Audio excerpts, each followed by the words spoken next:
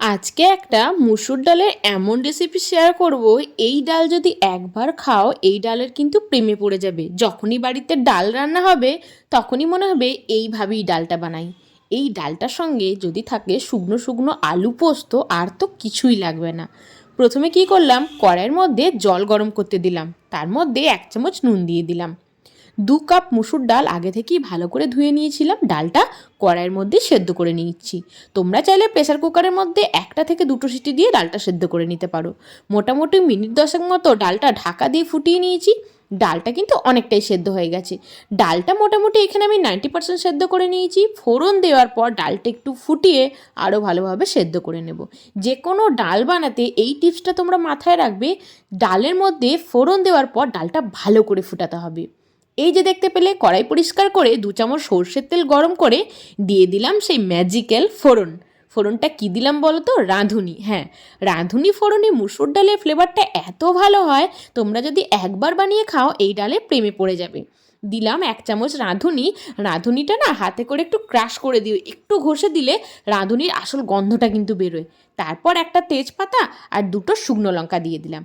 আমি এই ডালটার মধ্যে একটু পেঁয়াজ দিয়েছি, তোমরা চাইলে শুধুমাত্র রাঁধুনি ফোড়নেই এই ডালটা কিন্তু বানাতে পারো। একটু পেঁয়াজ আর একটু টমেটো দিয়েছি যাতে ফ্লেভারটা একটু টকটক হয়, আর পেঁয়াজটা ভেজে দিলে ডালের মধ্যে বেশ খেতে ভালো লাগে। 2টো মিডিয়াম সাইজের পেঁয়াজ দিয়েছি, আর দিয়েছি একটা বড় সাইজের টমেটো ছোটো ছোটো করে কুচি করে, আর 4টে চেরা কাঁচা লঙ্কা। ভালো করে এটাকে এবার আমরা লাল লাল করে ভেজে নেব। কিছুক্ষণ নাড়াচাড়া করে ভেজে নেওয়ার পর দিয়ে দেব নুন। নুনটা ডালের মধ্যে দিয়ে কিছুটা সেদ্ধ করেছি, ডালে 1 চামচ নুন দিয়েছি, এবার এখানেও 1 চামচ নুন দেব, তাহলে ব্যালেন্স হয়ে যাবে। কারণ ডালটা একটু মোটা করে সেদ্ধ করা আছে, ডালটা বাড়ানোর জন্য একটু জল তো আমরা অ্যাড করবই। এখানে 1 চামচ নুন দিয়ে দিলাম। তারপর দিয়ে দেব হলুদ গুঁড়ো। এখানে কোনো রকম লঙ্কা গুঁড়োর ব্যবহার আমি করছি না, তোমরা চাইলে কাশ্মীরি লঙ্কার গুঁড়ো, জিরে গুঁড়ো এগুলো একটু করে অ্যাড করতে পারো। নুন আর হলুদ দিয়ে এই পেঁয়াজ আর টমেটোটাকে বেশ কিছুক্ষণ আমরা ভেজে নেব। এটা যখন কালার চেঞ্জ হয়ে যাবে আমরা বুঝতেই পারবো পেঁয়াজ আর টমেটোটা কিন্তু ভাজা ভাজা হয়ে গেছে। তখন কিন্তু ডালটা আমরা ফোড়নের জন্য ঢেলে দেব। আরও কিছুক্ষণ লো টু মিডিয়াম ফ্লেমে টমেটো আর পেঁয়াজটাকে ভেজে নেব। টমেটোর তো একটা কাঁচা গন্ধ থাকে, যেহেতু টমেটোটা কাঁচা দিয়েছি, তাই টমেটোটা একটু নাড়াচাড়া করে কিছুক্ষণ কিন্তু তেলের মধ্যে ভাজতে হবে। টমেটো পেঁয়াজ একসাথে কিছুক্ষণ ভেজে নেওয়ার পর সেদ্ধ করে রাখা মুসুর ডালটা দিয়ে দিলাম। মুসুর ডাল সাধারণত একটু পাতলাই হয়, ডালটা খুব মোটা করে সেদ্ধ করা ছিল, তাই ডালটার মধ্যে আরও আমি 2 কাপ জল এখানে অ্যাড করব। এই জলটা অবশ্যই কিন্তু গরম জল অ্যাড করে দিও। যে কোনো গরম রান্নার ক্ষেত্রে যদি ঠান্ডা জল অ্যাড করে দিই কুকিং প্রসেসটা বন্ধ হয়ে যায়, সেক্ষেত্রে টেস্টটা কিন্তু ভালো আসে না। হাফ গরম জল এখানে আমি অ্যাড করে দিলাম। জল দিয়ে ভালোভাবে এবার কিন্তু ফুটিয়ে নিতে হবে।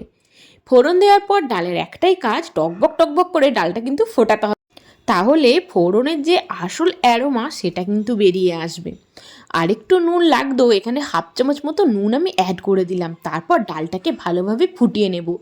এই ডাল দিয়ে আলুর চোখা বানিয়েছিলাম, যেটা খেতে জাস্ট অসাধারণ লাগলো। মুসুর ডাল তো নর্মাল বাড়িতে বানিয়ে খাওই, একবার এইভাবে ডালটা বানিয়ে খেয়ে দেখো। একবার এর স্বাদ তোমরা পেয়ে গেলে অন্য কোনো ডাল আর খেতেই ইচ্ছা হবে না। ডালটা দেখছো কত সুন্দর ফুটে গেছে, আর বাকি ডালটাও কিন্তু ভালোভাবে সেদ্ধ হয়ে গেছে। এই ডাল দিয়ে আজকে দুপুরে 1 থালা ভাত আমি তো খেয়ে নেব। আমি তো এইভাবেই মুসুর ডালটা বানাই। আর তোমরা আমার রেসিপি দেখে কারা কারা এইভাবে ডাল বানালে বা বানাবো ভাবলে আমাকে কিন্তু কমেন্ট সেকশনে জানিও। আমার টিপস ফলো করো, অবশ্য এইভাবে রাঁধুনি ফোড়ন দিয়ে ডালটা বানিয়ে দেখো, আর একটু পেঁয়াজ টমেটো ভেজে নিয়ে অপূর্ব স্বাদের হয়।